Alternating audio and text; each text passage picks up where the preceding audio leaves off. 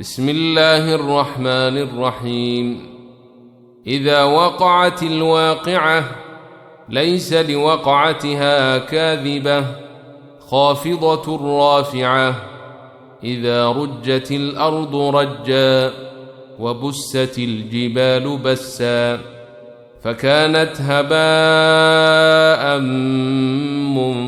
منبثا وكنتم أزواجا ثلاثة فأصحاب الميمنة ما أصحاب الميمنة وأصحاب المشأمة ما أصحاب المشأمة والسابقون السابقون أولئك المقربون في جنات النعيم.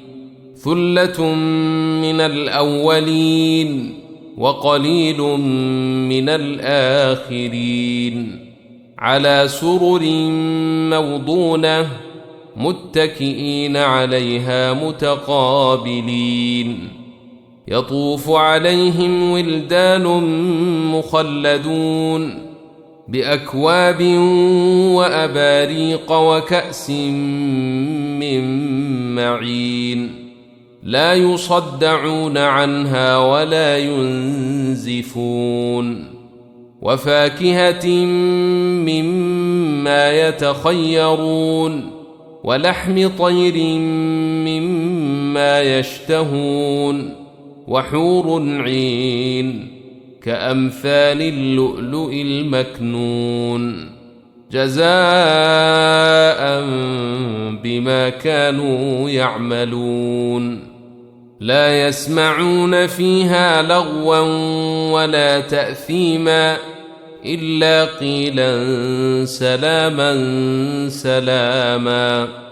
وأصحاب اليمين ما أصحاب اليمين في سدر مخضود وطلح منضود وظل ممدود وماء مسكوب وفاكهة كثيرة لا مقطوعة ولا ممنوعة وفرش مرفوعة. إنا أنشأناهن إنشاء فجعلناهن أبكارا عربا أترابا. لأصحاب اليمين ثلة من الأولين وثلة من الآخرين. وأصحاب الشمال ما أصحاب الشمال في سموم وحميم وظل من يحموم لا بارد ولا كريم.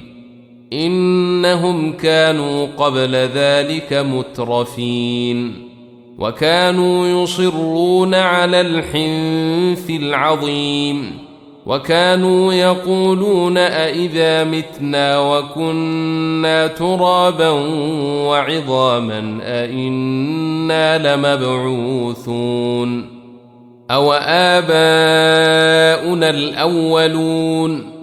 قل إن الأولين والآخرين لمجموعون إلى ميقات يوم معلوم. ثم إنكم أيها الضالون المكذبون لآكلون من شجر من زقوم فمالئون منها البطون فشاربون عليه من الحميم فشاربون شرب الهيم. هذا نزلهم يوم الدين. نحن خلقناكم فلولا تصدقون.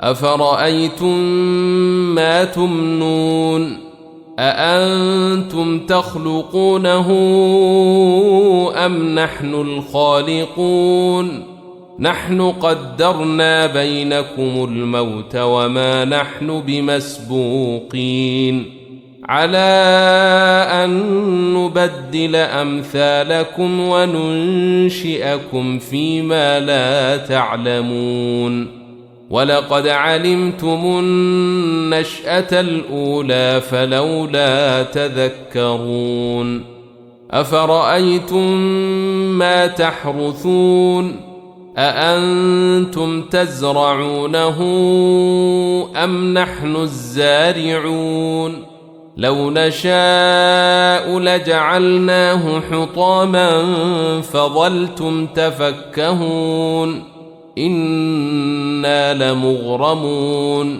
بل نحن محرومون أفرأيتم الماء الذي تشربون أأنتم أنزلتموه من المزن أم نحن المنزلون لو نشاء جعلناه أجاجا فلولا تشكرون أفرأيتم النار التي تورون أأنتم أنشأتم شجرتها أم نحن المنشئون نحن جعلناها تذكرة ومتاعا للمقوين فسبح باسم ربك العظيم فلا أقسم بمواقع النجوم وإنه لقسم لو تعلمون عظيم إنه لقرآن كريم في كتاب مكنون لا يمسه إلا المطهرون تنزيل من رب العالمين أفبهذا الحديث أنتم مدهنون وتجعلون رزقكم أنكم تكذبون فلولا إذا بلغت الحلقوم وأنتم حينئذ تنظرون ونحن أقرب إليه منكم ولكن لا تبصرون فلولا